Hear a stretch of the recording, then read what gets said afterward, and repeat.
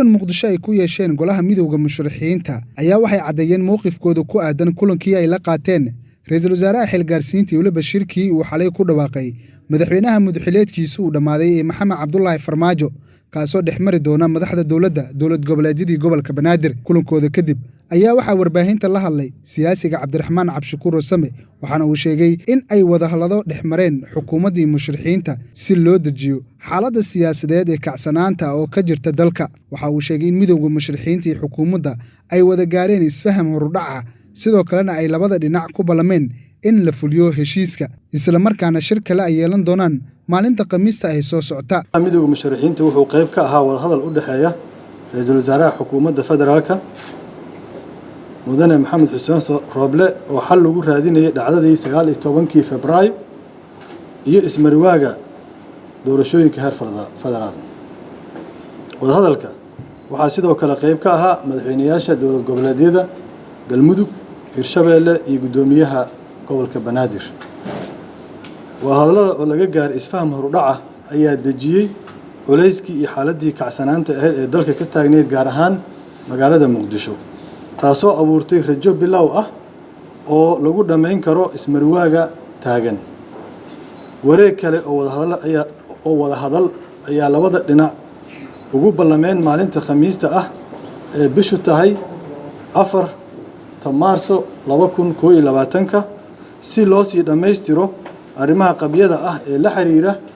koow cid yeelanaysa mas'uuliyadda hogaamineed ee amniga iyo arrimaha doorashooyinka maadaama uu mudxileedkii hay'adaha dastuuriga ee dalka uu dhamaaday kaalinta midowga musharaxiinta ay ku leeyihiin wada hadallada iyo furitaanka masaaxada siyaasadeed iyo xorriyadda siyaasadda ee dalka hogaamiyaha xisbigooda jir أنا مشرح مدحويني عبد الرحمن عبشكور أيها كويدي مدحوينها مدحلات كيسو دماده محمد عبد الله فرماجو إنه عرقلدين أيو وده هذا الكا إسلام مركانا مع أنت يكونن ككلا كلا بلنسيين رئيس الوزراء وشركة لا السوقية لدولة جولادي جول كبنادر وحنسيب دريئة إن مدحوينها مدحلات كيسو دماده محمد عبد الله فرماجو وسئل كعه وحق الداعين أيو وده هذا أدحي رئيس الوزراء يمدوه kadib markii uu isla maalintii shirka loogu balansanaa ku dhawaaqay shir uusan sharciyad u lahayn isugu yeeridiisa kaasoo uu ku doonay inuu ku carqaladeeyo wada hadallada u dhaxeeya ra'iisul wasaaraha iyo midowga murashaxiinta haddaba golaha midowga musharaxiinta wuxuu ka digayaa cawaaqib xumada ka dhalan karta in la fashiliyo wada hadalladaas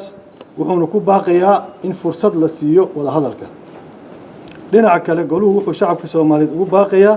inay kala soo qayb galaan mudaaharaadka uu ku dhawaaqay midowga musharaxiinta ee dhici doona maalin Sabtiga ah 6 bisha 3 kaasoo ka dhacay daljika Dahsoon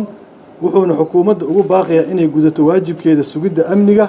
shacabka iyo dibadbaxayaasha sida heshiisku uu ahaa goluhu wuxuu ugu baaqayaa ra'iisul wasaaraha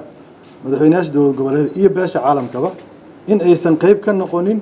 talaabooyinka guracan ee uu madaxweynaha xilkiisa dhamaaday ku carqaladeynayo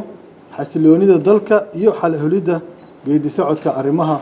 doorashooyinka wanaagsan 6 bisha oo ku beegan maalinta Sabtida ayaa lagu balansan yahay in magaalada Muqdisho lagu qabto dibadbax looga soo horjeedo madaxweynaha mudxileedkiisu uu dhamaaday Maxamed Cabdullaahi Farmaajo dibadbaxaas ayaa waxaa qabanaya golaha midowga musharaxiinta iyadoona ay heshiis xalay ay ku gaareen magaalada Muqdisho ay la sheegay in shirkaas amnigiisu ay sugayso dowladda federaalka Soomaaliya Cabdifataax Muumin 5TV